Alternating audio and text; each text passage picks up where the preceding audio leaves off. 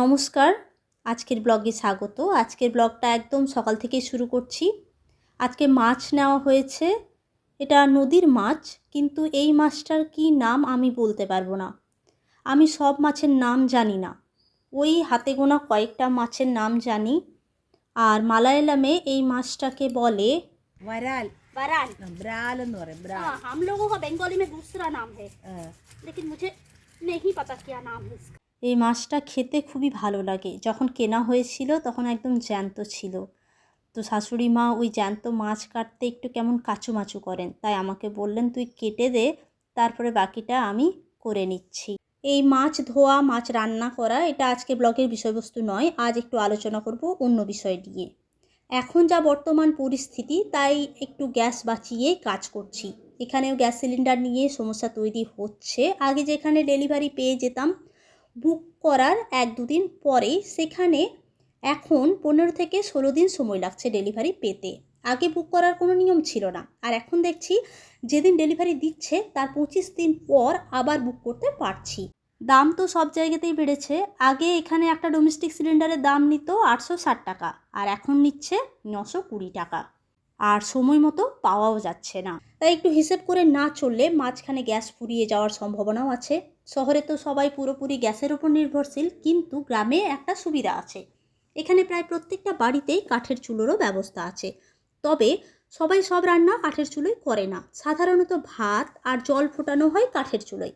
আজকে আমি যে এঁচোড়টা রান্না করব, এটা একটু ম্যাচিওর হয়ে গেছে, কেমন বীজ হয়ে গেছে, তাই ভালো হবে কিনা জানি না। আর এদিকে শাশুড়ি মাও রান্না করবেন, উনি এটা রান্নাও করবেন প্লাস চিপসও বানাবেন। তো কাঁঠালের চিপস আপনাদের সাথে আজকে রেসিপিটা শেয়ার করব। অনেকে আমাকে বলেছিলেন, তো আপনারা দেখতে থাকুন। স্নান করে এলাম, আর এদিকে শাশুড়ি মা আমার চুলোটা ধরিয়ে দিয়েছেন। আমাদের বাড়িতে কাঠ প্রচুর আছে, মানে শুধু আমাদের বাড়িতে নয়, এখানে সবার বাড়িতে শুকনো কাঠ পাওয়া যায়। চুলোতে রান্না করার অভ্যেস আমার নেই, কিন্তু এখন যা পরিস্থিতি তাই বাধ্য হয়ে করছি। না খেয়ে তো আর থাকা যাবে না, আর যেটুকু গ্যাস আছে সেটা বাঁচিয়ে বাঁচিয়ে করছি। কারণ সব সময় চুলো জ্বালিয়ে রান্না করা সম্ভব না, বিশেষ করে ওই দুধ গরম চা আর রাতের রান্না। তো যেটা বলছিলাম, এখানে সবাই চুলোতে সব রান্না করে না, শুধুমাত্র ওই জল ফোটানো, ভাত, এগুলোই আগে করতো। আর বাকি রান্নাগুলো গ্যাসেই হয়। কিন্তু এখন যা পরিস্থিতি, তাই আমরা একটু গ্যাসটা বাঁচিয়ে কাজ করছি। দুধ গরম চা, ছোটোখাটো রান্না আর রাতের রান্না গ্যাসে করছি। দিনের পুরো রান্নাটাই এই কাঠের চুলোয় করছি। এই মুহূর্তে আমাদের একটা সিলিন্ডার পুরো ভর্তি আছে, আর একটা লাগানো আছে যেটা আর কিছুদিনের মধ্যে শেষ হয়ে যাবে। তাই ভাবছিলাম একটা বুক করে দিই। যেই বুক করতে গেলাম, বুকিং আর নিচ্ছে না।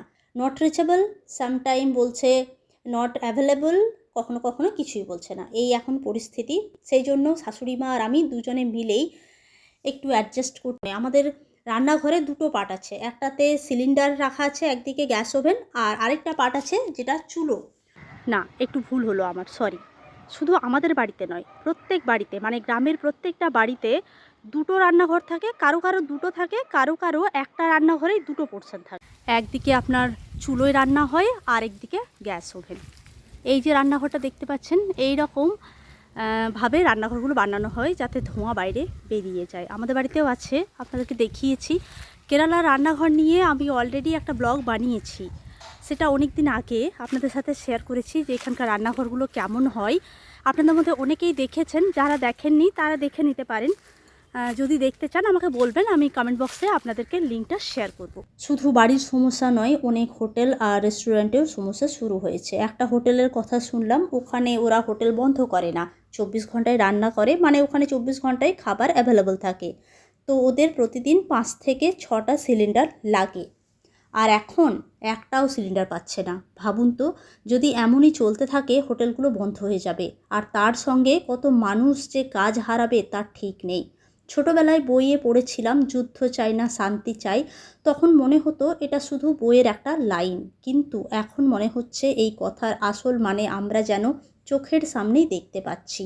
যুদ্ধ হোক বা সংকট, তার প্রভাব শেষ পর্যন্ত সাধারণ মানুষের জীবনেই এসে পড়ে। তো এদিকে আমাদের রান্নাও কমপ্লিট। রেসিপিগুলো পুরো দেখালাম না, এগুলো তো খুব সাধারণ রান্না, সেই জন্য দেখালাম না। এটা রোস্ট বানিয়ে দিলাম, একদম ড্রাই রোস্ট, আর মাছের ঝোল। আর ওইদিকে শাশুড়ি মা বানিয়েছেন। এই রেসিপিটা আমি অনেকবার আপনাদের সাথে শেয়ার করেছি বলে করলাম না। এটা হচ্ছে কাঁঠাল বেবিকানাম। এটা উনি মাছের ঝোল দিয়ে খাবেন। আর মাছের ঝোল। মাছের ঝোলও তাই একই রেসিপি, কোনো ভেরিয়েশন নেই এখানে মাছের ঝোলের। আর এইদিকে আমার মাছের ঝোলের রঙটা দেখুন কী সুন্দর হয়েছে।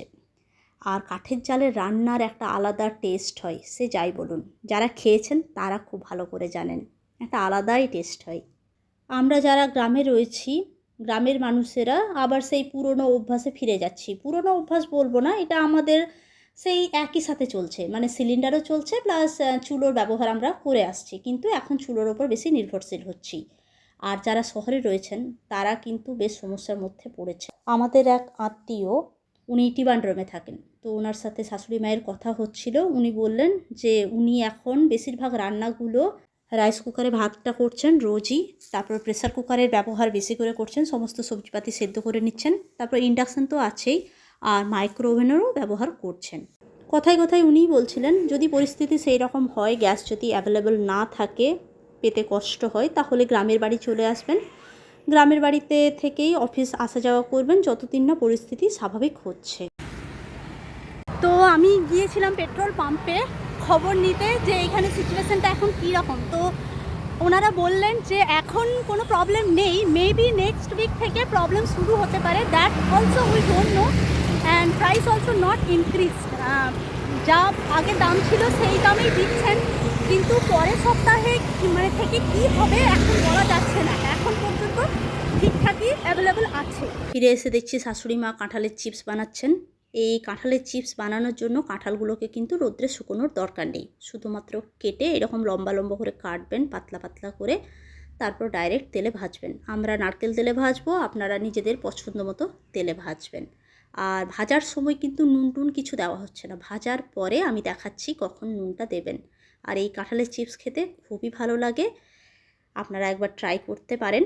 এটা যেহেতু নারকেল তেলে ভাজা হচ্ছে, অনেকে এখানে ঘুরতে এসে বলেছেন যে নারকেল তেলে ভাজার গন্ধ লাগে, তো আপনারা এটা সানফ্লাওয়ার অয়েল কিংবা রাইস ব্রান অয়েলে ভাজবেন, খুব ভালো লাগে খেতে। আমাদের ওইদিকে তো এখন এঁচোড়, যখন কাঁঠাল হয়ে যাবে তখন, এটা কিন্তু পাকা কাঁঠাল নয়, মানে রং ধরা অবস্থাতে কিন্তু আপনাদেরকে এটা বানাতে হবে। আর এটা নুন জল ভাজার পরে এরকম নুন জল ছিপি ছিপি করে ছড়িয়ে দিতে হবে, ব্যাস। ছড়ানোর পর কিছুক্ষণ রাখতে হবে, তারপর একটু ঠান্ডা হলে চায়ের সাথে এটা টা হিসাবে খেতে পারেন।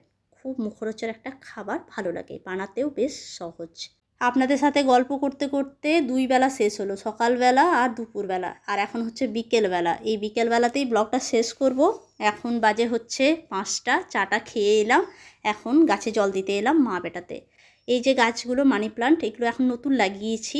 এই পটগুলো আমি অনলাইনে কিনেছি, খুব দাম নেয় না, মিশো থেকে কিনলে কিন্তু খুব সস্তাতে পাওয়া যায়, ওই 135 টাকা কি 36 টাকা এরকম দাম নিয়েছে। আর এখন যেহেতু খুব গরম, তাই 2 বেলায় জল দিতে হচ্ছে।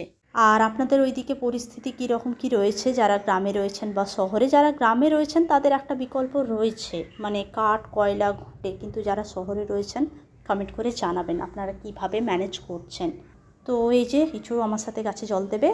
আর এই দেখুন আমার গাছগুলো কী সুন্দর হয়েছে, অর্কিডে ফুল এসেছে এক গাছ, আরও একটা অর্কিড লাগিয়েছি, নিচে এখন রেখেছি, ওটা ভালো করে লেগে যাক, তারপরে ওপরে নিয়ে আসবো।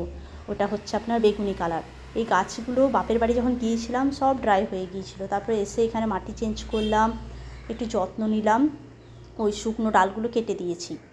তারপরে দেখুন কত সুন্দর একদম ঝাঁকড়ালো হয়েছে আর একদম সবুজ হয়ে গেছে। 2 বেলা এখন জল দিচ্ছি গরম বলে। এই কর্নারটা আমার একটা সফট কর্নার, রোজ সকালে উঠে ফ্রেশ হয়ে প্রথমে এদেরকে আমি জল দিই, তারপরে আমি অন্য কাজ শুরু করি।